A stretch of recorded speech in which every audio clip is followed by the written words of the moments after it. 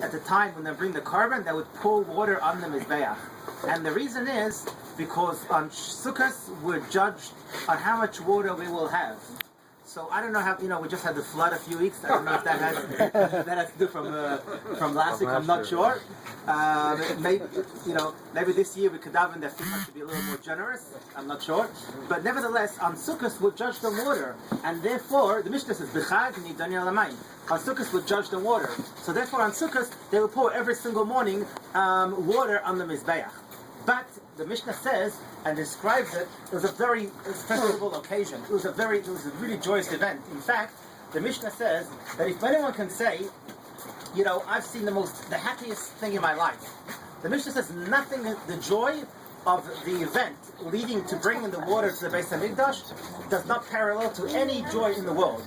Meaning, the joyous moment you can have in your life, if you can just picture it, bringing the water from the stream will be even a more joyous event than the most joyous event you can even picture. But the Mishnah goes on and describes. The Mishnah says the night before they put the water on the Mizbeach, the night before they put the water on the altar, they would dance and they would and they would sing. And the Mishnah even says that the rabbis would juggle with fire, juggle fire. It was such. Sometimes you go to a wedding and you see that you see certain people. What you see certain people who they try to make the chassan and the kala happy, and while they do that, you think to themselves, these are people who are prestigious people, and they make stuff a little cheap. But that's not true, because when a person's into joy, a person. When a person gets into it, a person really changes. A person really shows his inner self, the joy which comes out, which comes out of himself. So anyways, the Mishnah says that the rabbis would juggle and they were so happy, and the Mishnah says that joyous moment would carry from the night before that, all the way to the morning, early hours of the morning, when they would go and get the water to pour on the altar, on the Mizbeach. So that's what we do every single day on Sukkot. We try somehow. We don't have the mizbeach. We don't have water. We have drinks, Fresca and Coke. Does the job. But nevertheless, we somehow want to bring that same joy, or somewhat the same joy they used to have when they would bring the water the night before that to the mizbeach. That's what we hear every single night of Sukkot. Someone else does the same thing called Simchas Beit HaSheva, the Simcha, the joy of drawing the water, which they would draw the water every single day. Now it's interesting, we're all here together, and I said it's Sukkot every year. I said it's in Sukkot, and I said this year in Shul. But Sukkot is really the holiday where we know it's a mitzvah to be joyous, and it's very, very hard to be joyous. It's very hard to be happy because as things tend to be easier and technology is supposed to be more advanced, things are supposed to be easier for us. We tend to be more depressed and more down and more reliant on technology, and we don't even have time for ourselves, for our family anymore. But nevertheless. The pasuk says that you should take the lulav, esrog, hadassim, and aravis, usmachtem l'snei Hashem elokeitem. You should be joyous to God, before God. And the question is, why is taking a lulav, and esrog, and hadassim, and aravis? Why does that bring us joy? What type of joy? If you want to tell me that we should dance, have a good time, that brings us joy. But what joy do you have from taking a lulav and esrog, hadassim and aravis? On the contrary, I saw someone buying a lulav and aravis this year, and he was very upset. He said the prices were ridiculously high. He says very high. He said he was upset. It's a little cheaper. So what joy is it taking the dollar minim? And again, I've said this in the past, and it's also very known to many. And we know that each one of these four things represent a different type of people, a person in Klal Yisrael. We know the lulav.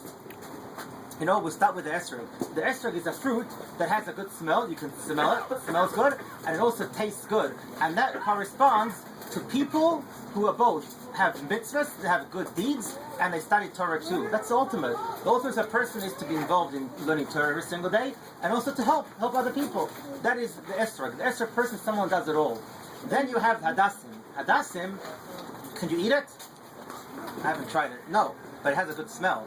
That represents someone who has just one of them. Only mitzvahs. Doesn't learn Torah, but he has mitzvahs. Still has some value. A person like that is also important, but it's missing something.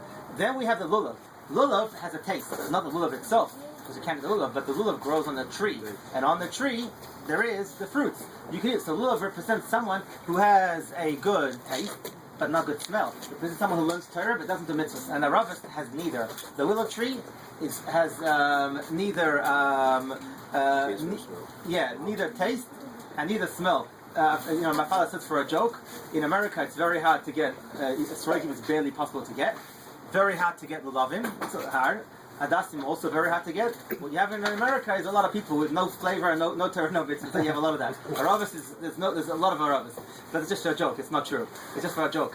But nevertheless, on Sukkot we take all of them together and we say that everyone is part of Klal, everyone is part of the family. No matter what you are, no matter what you have inside, no matter whether you have Torah, you have mitzvahs, we're all united, we're all together. So the Pasuk tells you when you take the 4 species, if you think for a second, if we all together, if everyone comes together, what we're doing right now here in the Sukkah, all of us are here together, that is the greatest joy there is. The greatest joy is when there is unity. Exactly, that's the greatest joy. And that's what we're doing here. We're all here together, the whole shul came together, and this is actually the first year we're doing it. But I'll tell you the truth, when I spoke to Zev, I said, I don't know how many people will be. I think maybe 5, 6 people. I'm not sure if we'll be there more. But Baruch Hashem, thank God, we have so many people here. It's so beautiful to see people from the shul. We're enjoying ourselves. So Kosh Baruch should help. We believe that a holiday, a Yom Tov, doesn't stop at the end of Yom Tov. It carries on. It's supposed to continue. So the Achdus, the unity, what Sukkot represents, that should continue on. It should go on further and further and further throughout the year. And many times you meet people in life who you think they have nothing to dedicate to society. They have nothing. There's no value to them. You don't even know what they're doing in this world. But nevertheless, the 4 species tells you that if you don't have the Rabbis, you're not yet to the mitzvah.